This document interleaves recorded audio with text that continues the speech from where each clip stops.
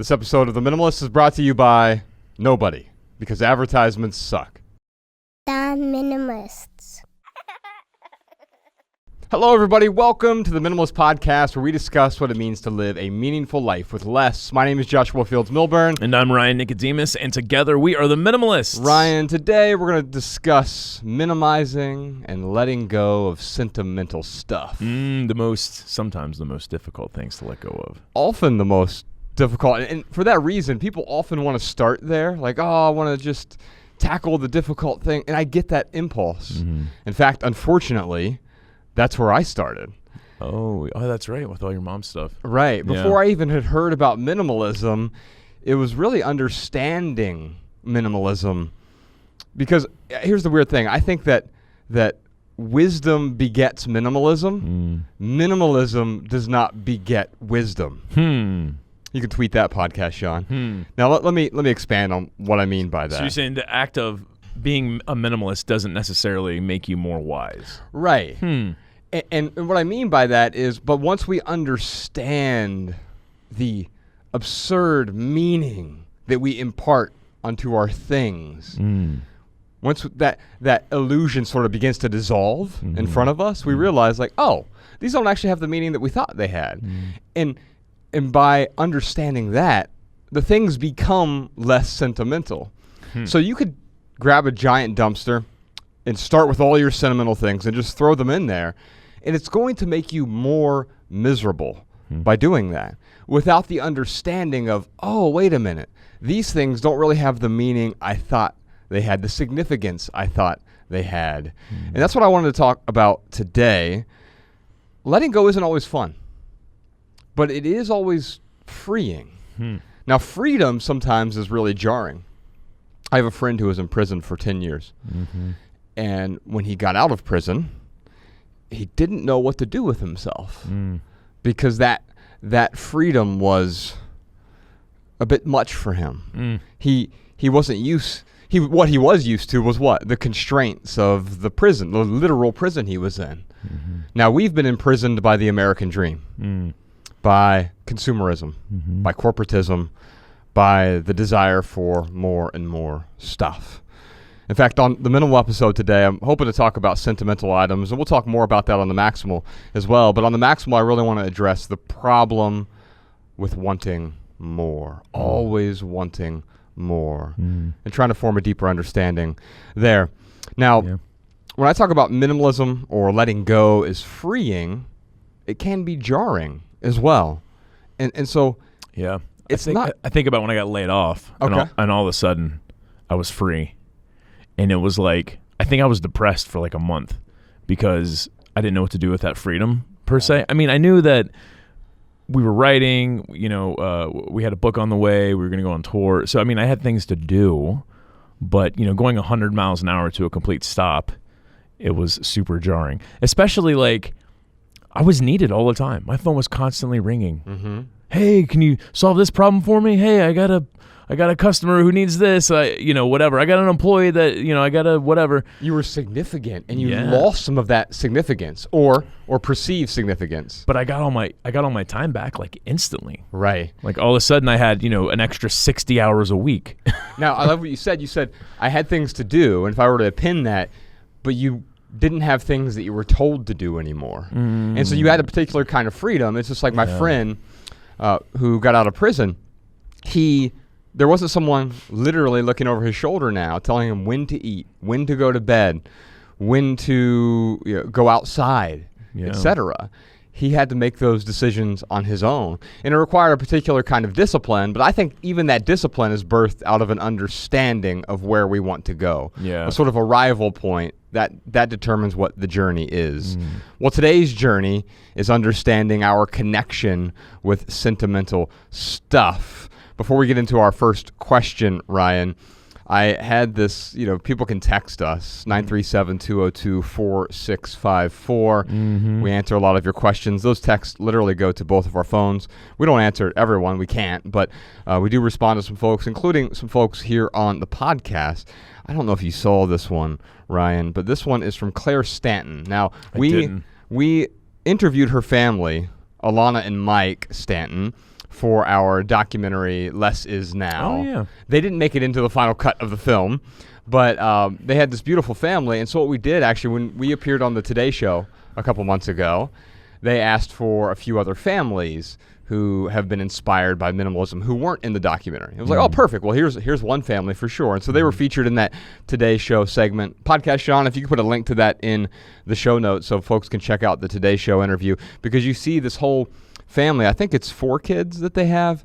And anyway, Claire Stanton, their 7-year-old daughter who is in 2nd grade, wrote this letter for her class. Oh, wow. Let me just read it real quick. Actually, you want to read it for us? Sure, man. I love this sign next to, so for the people at home, here's the 7-year-old. If you're watching this on YouTube, there's a giant, and by the way, if you're just listening to the audio version, you can see a picture of Claire there. Hold it up for the camera, Ryan. Yeah. And it says, "You are loved," and then she's holding up this note that she wrote. A cute little girl, same age as my daughter, Ella. Dear reader, so formal. Have you ever gone into someone's house and it's filled with things they don't use or enjoy? Well, it's not surprising if you have. Many people have belongings in their home that they barely use or enjoy. That's why we have minimalism. Minimalism is having things, but only the things you use or enjoy. You should become a minimalist, and here's why. First of all, Claire, there is no should. I'm just kidding. First of all, minimalists help stop pollution. Yeah, I love that.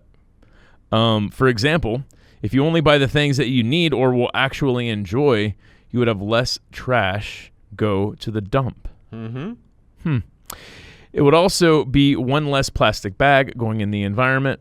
Also, minimalists are happier. For example, minimalists know that things do not make you happier. They know people do. Man, this 7-year-old is like wiser than me. It's certainly awesome. wiser than most adults. Yeah. I mean, there is profound wisdom in this. And this is what I'm talking about. Wisdom begetting minimalism, not the other way around.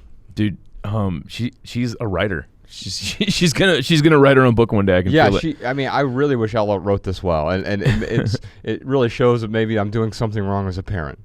Lastly, you should become a minimalist because they spend less money and save for things they really need and want. As you can see, minimalists would not just go and buy things to buy things, but when they need something, a minimalist buys the nicer quality item. I am a minimalist, and I hope now you want to take your journey into minimalism and become a minimalist too. Your life will be changed drastically. Wow. Congratulations, Claire. That's incredible. That is beautiful. Oh, man. We have a question from my favorite Canadian city, Edmonton, Alberta, Canada. This question's from Rin. Both my parents are super attached to the gifts they give or gave me. They know I'm always actively minimizing my stuff, but get incredibly offended and hold the grudge if I donate or re-gift something. I've explained different ways and repeatedly said I like no gifts or stuff. And though my dad is coming around, my mom has gotten worse and she's downsizing, but pawning all her stuff onto my brother and I. I don't really know how to explain myself anymore. And I also don't want to begrudgingly keep my old report cards and knickknacks that give me no joy. I'd really like some advice on this. So, Ryan, the word that stands out to me in this entire question is attached. She said, both of my parents are attached to the things that they give her. Yes. That's crazy. I had a pithy answer come to mind, which would be others' attachments are not your attachments. And often we feel pressured. Oh, yes. Because someone else likes whatever, then I should like it. And there's something wrong with me. Yeah, and there's something wrong with me if I don't like it. Right. And it's especially with parents. And so they're offended, and even worse, they hold a grudge. The parents are, in this case, it sounds like. Now, of course, there's always two sides to every story, right? But if we were to take Rin at her word, then it sounds to me like the parents are acting like the children in this case. Yeah. And the child here is showing the maturity of an adult. And by the way, we saw that already. A 7-year-old, Claire, has more maturity than most adults. Yeah. And it sounds like she has more joy than most children as well. Certainly more joy than most adults, because when you think about Yeah, parents walk around miserable all day. Kids walk around joyous, and we try to fix the kids.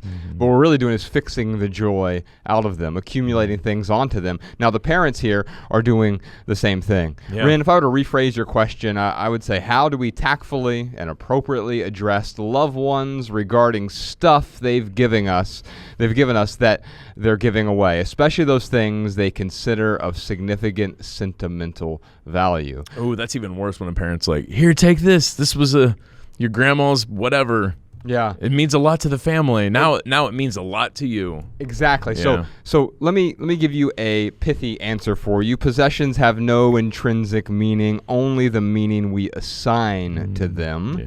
So what does that mean? Now, they find something meaningful, and that's okay. You can find whatever you want meaningful. In fact, because there is no intrinsic meaning of life. It's not 42 or whatever the scientists tell us. We get to decide what is meaningful.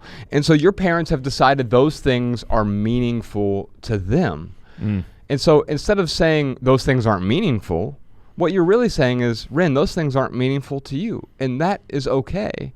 Now, how do you help them understand that is okay? Well, you can't get someone to understand something they refuse to understand. Yeah. If they don't want to understand it, you can simply say, no, thank you. Yeah. When we say no, we can also tell people what we're saying yes to. I'm saying yes to a more clutter-free space. I'm saying yes to more peace. I'm not saying that thing isn't meaningful to you, and it's certainly not a judgment that you find meaning in that thing. It just happens to be that I don't find a meaning in it. Now, there could be a middle ground on some of these things. Report cards, for an example.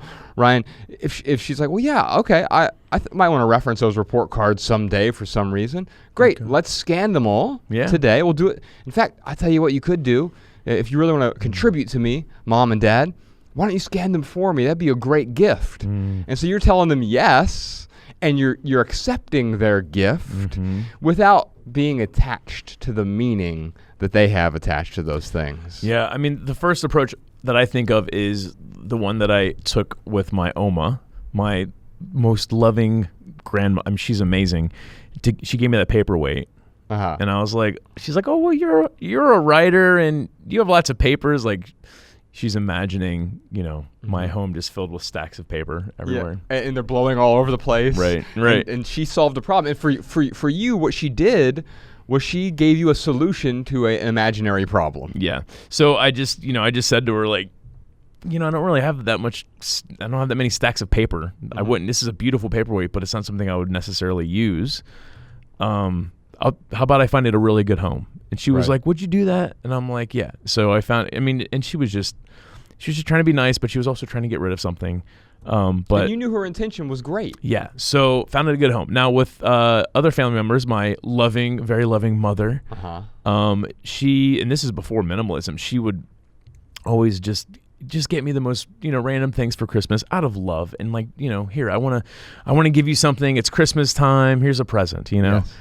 And at a certain point, I was like, Mom, like, I love you and I love the thought here. And like, true, it is true that it's the thought that counts. It's not the gift. So I appreciate the gesture here. Right. And I appreciate the love that you're trying to show me.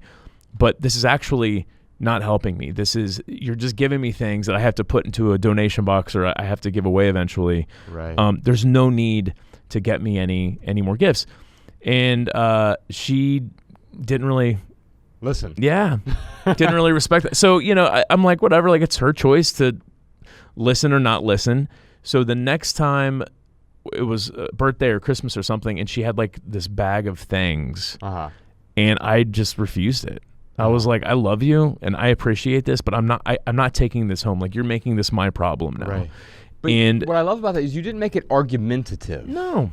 And I think that's where we get caught up, because what's happening here, Rin, and it's going to be very easy for you to now get offended because they're offended. Right. And now you're offended by their offendedness, and it escalates things and becomes a cold war between you and your parents. And that's not what we want at all. How did you avoid the cold war with your mother? Yeah.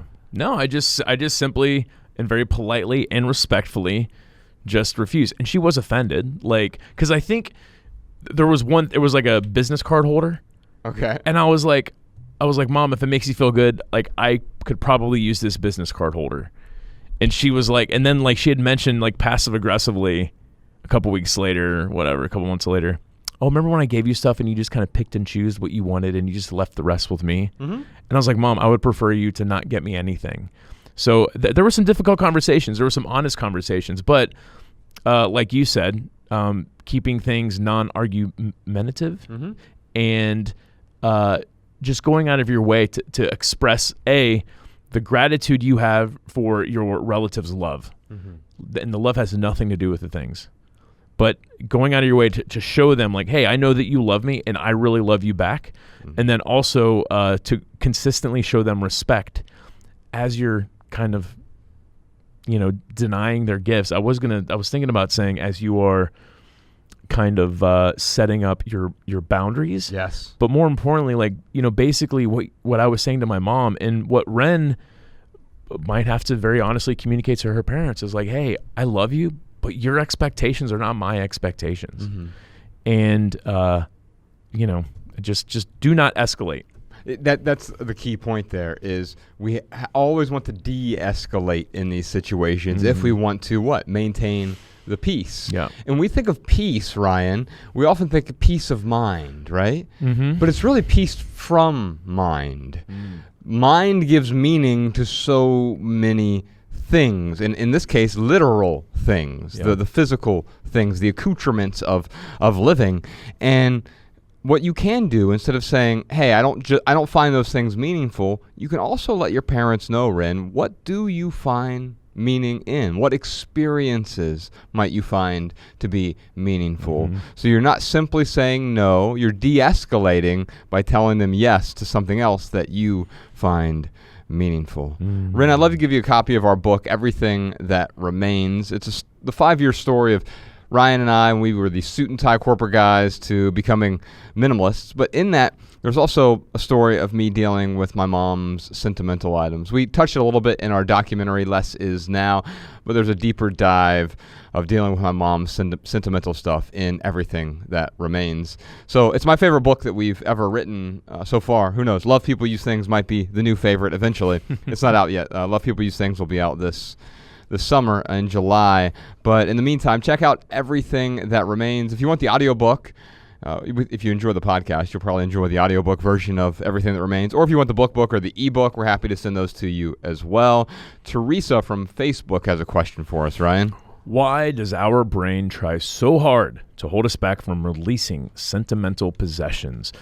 I would append that and say just from releasing possessions. Yeah. I think sentimental is probably a little bit more because we associate emotions with those objects. Yes. But the hunter-gatherer brain wants to hold on to everything. I mean, it wasn't too long ago where we had to have a hoard of something, whether it was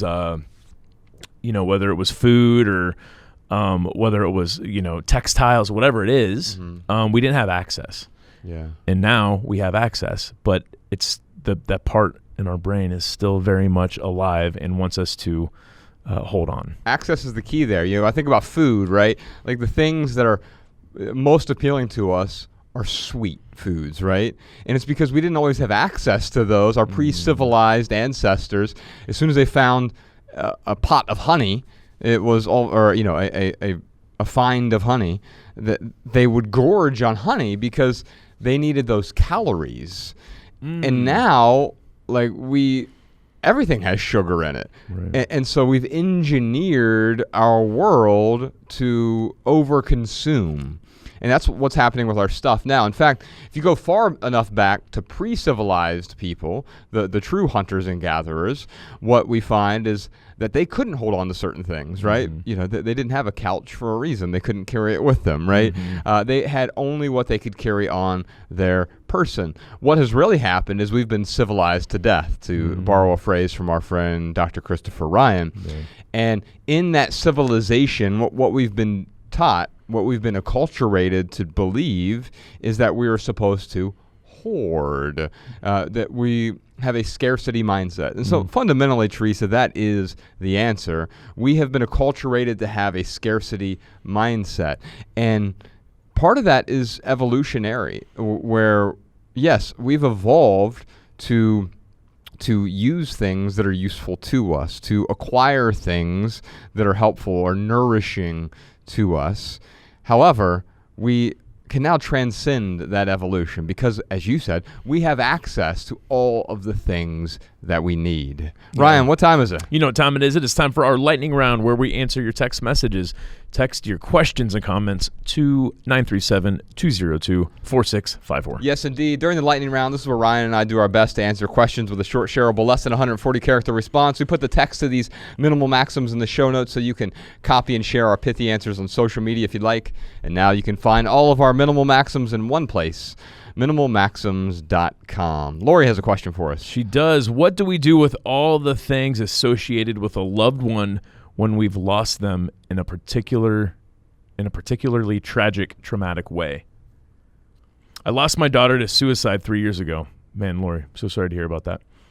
What should I do with her ashes? What should I do with her childhood items? There's so much pain and sorrow associated with these processes.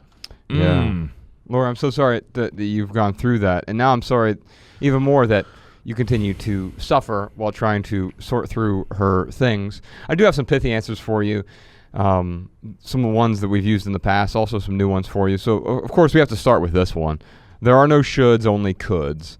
And I think that's helpful for you here because there is no what you should do with her ashes. There are several things you could do, and there isn't a right or wrong answer. It's not something you're supposed to do with her ashes, right? Yeah, I'm trying to think, because she has this should in her head of, well, I want to be a minimalist, but I'm holding on to my daughter's things. The first thing that comes to mind is, like, if she was to get rid of all of her daughter's things, it's not going to make her feel better, per se. Right. So yeah, that should. I mean, that's where I would ask myself, like, why am I shoulding on myself right now? Yes. Is it because of what other people think, or do I actually think that this is going to make my situation better? And what she's saying is she's experienced a lot of pain. So what her hope is here is that by relinquishing these items, then all of a sudden maybe some of that pain will ease up quite a bit. And so here's another pithy answer for you. Of course, you know this one. This one's in Less Is Now, for example. Our memories are not in our things. Our memories are inside us. Yeah. And so I think when we understand that, not just intellectually, but once we understand that viscerally. In fact, on the Maximal episode this week, Ryan, we're going to have someone challenge this notion for us. Nice. They believe that the memories actually are in the things. And so I want to have that challenge. I don't know that I agree, but maybe we can form a détente with them. Let's talk about it. But I do want to recognize that your memories are inside you. Sometimes the things can trigger memories. So what I did with a lot of my mom's stuff is I took photographs of her things, and I was able to store those things digitally, so I didn't have to store those things physically. Yeah. Here's a new pithy answer for you, a new minimal maxim. Letting go is part of the grieving process. I think too often we hold on to things because we feel like we're not ready to let go, even though there's never the perfect time to let go. We often hold on to things too long until what happens?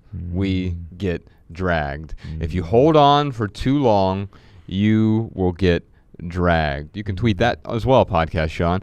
And what I mean by that, Lori, it seems to me right now, and Ryan, correct me if you have a different perspective on this, but Lori is currently being dragged by the expectations of what she should do in this situation. Yeah, I would agree with that. It's the expectations, not necessarily, her daughter's ashes that are dragging her. It's these expectations that she's thrusting on herself. Yeah. Yes. I totally agree with that. And so here's another one for you. Letting go is not something you do. Letting go is something you stop doing. Well, what do we mean by that? In fact, we've got an essay called Letting Go is Not Something You Do. Put a link to that in the show notes, Sean. But let me just say that letting go is when we stop clinging. It's when we stop living by other people's expectations. It's when we stop thinking our memories are in the things. It's when we stop thinking we should hold on to something out of some sort of pious sense of obligation. However, let me posit a counter argument here, Ryan. If we let go too soon, we fall. Yeah. But if we hold on too long, we stall. So our good friend Jordan No More, who is manning the cameras here at the Minimalist podcast. He is a rock climber. And of course, if he's climbing to the top of a mountain and he has to let go 1,000 times, right? You let go and you latch onto something else. Yeah. You let go, you latch onto something else. Now, if he lets go too soon, he falls. Mm-hmm. And it's detrimental to him. Mm-hmm. However, if he climbs halfway up and then just doesn't let go at all, he stalls. He stays stuck in the middle of a mountain. He doesn't get to his arrival point. The journey does not continue if you cling to the past. There's another one for you, podcast, Sean. And so, Lori, I'm really sorry that you're going through this and recognizing that, yeah, I don't want you to let go too soon. If your daughter had died yesterday and you're all of a sudden setting her room on fire, I'm going to question that decision and whether that's the appropriate decision for you. However, you're several years into it now, and it sounds to me like because you're asking this question, there's a lot of pain and sorrow still associated with those things. And so letting go is part of the grieving process. Yeah.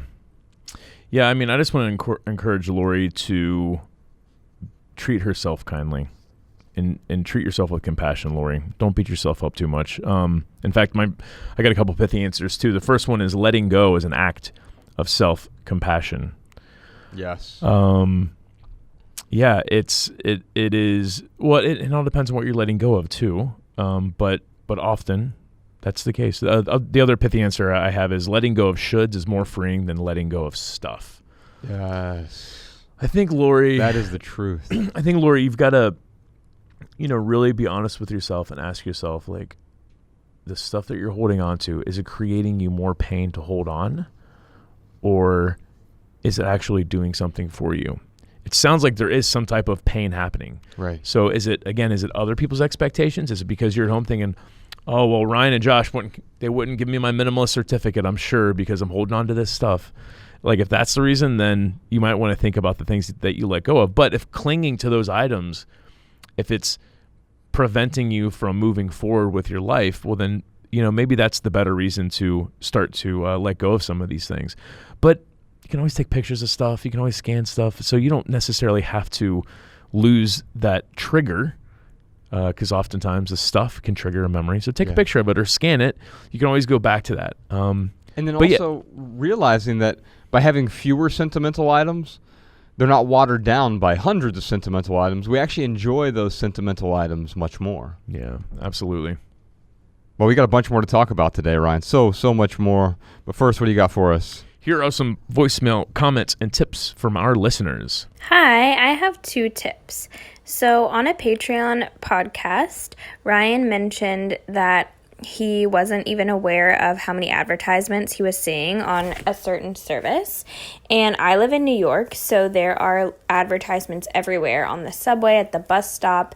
And so I just started saying to myself in my head, advertisement, every time that I see an advertisement. That way I'm a little bit more aware of what I'm seeing. My other tip is I would highly recommend the book, The Power of Habit. It is fascinating for many reasons. One of those is related to advertisements. They talk about specific companies and the kind of mental manipulations and data that they study to try to get us to buy things that we do not need. And for me, just kind of knowing that when I enter a store helps me reason through maybe things that I have the urge to buy that aren't on my list. This is Rochelle from Saginaw, Michigan. I just finished the Subtract episode, and I have a suggestion for Kelly and anyone who's trying to listen more. I have adopted a practice of adjusting my posture when I realize that I'm in a situation where I need to listen. For example, if I'm seated, I stack my hands in my lap with my palms up, and this reminds myself that I am here to receive what the other person has to say. I hope this tip helps Kelly and anyone else trying to listen more. Thanks. All right, y'all. We got a bunch more to talk about on Patreon this Thursday on the Minimalist private podcast. But first, real quick, for right here, right now, here's one thing that's going on in the life of the Minimalists, or at least half of the Minimalists. My wife, Rebecca, she started a podcast. It's called How to Love. Now, she's a registered dietitian, but this podcast is really about relationships and sex and parenting. She asked me to be the co-host, and I was really honored, and I said yes. And we've been having some amazing conversations over on How to Love. Now, she started this as exclusively a private podcast, and now there is a public feed. So if you want a taste of How to Love, you can now find it on Apple Podcast or wherever you listen to podcasts. Just type in How to Love, or if you're looking for a link, you can head on over to howtolove.show to find all the links over there. These conversations are unconventional, because she and I, we have a unconventional relationship in many respects. We also have some unconventional thoughts and ideas about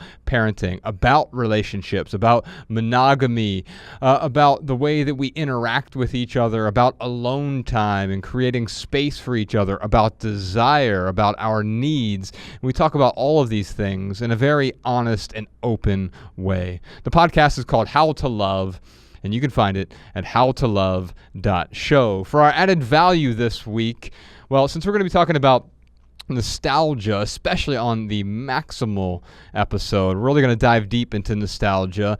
Some nostalgia can actually be a good thing. We makes us feel good, and especially with music. And here's a song that I used to listen to as a child. My mom used to play it. It's a song from the 60s called A Change Is Gonna Come by Sam Cooke. By the way, we have a bunch more surprise questions this week, like what are some creative ways to repurpose sentimental items for daily use rather than having them simply collect dust on a shelf? What is your take on memory boxes that parents make for children? Why didn't it make me feel good when I unloaded all my sentimental items? Plus a million more questions, and if you want to hear all that, join us on the Minimalist Private Podcast this week. Visit theminimalists.com/support to subscribe and get your personal link so that our private podcast plays in your favorite podcast app. It's cheaper than a cup of coffee, and it keeps our show 100% advertisement free. Plus, you get access to all of our archives. We're talking hundreds of episodes about minimalism, about intentional living with our guests, really deep dives into things that we don't talk about in public. That's theminimalists.com/support. You also get a weekly new Maximal episode. You can follow The Minimalists on Facebook, Twitter, and Instagram at The Minimalists. Come to one of our live podcast shows. Visit theminimalists.com/tour to find a city near you. If you have a question, comment, or minimalism tip for our podcast, email a voice memo to podcast@theminimalists.com. You can comment on this episode at youtube.com/theminimalists. And if you want our show notes in your inbox, sign up for our email list over at theminimalists.com. You'll also receive our simple Sunday emails or any new minimalist writings that we write for free right there in your inbox. And if you leave here today with just one message, let it be this: love people and use things, because the opposite never works. Thanks for listening, y'all. We'll see you next time. Every little thing you think that you need, every little thing you think that you need, every little thing that's just feeding your greed. Oh, I bet that you'll be fine without it.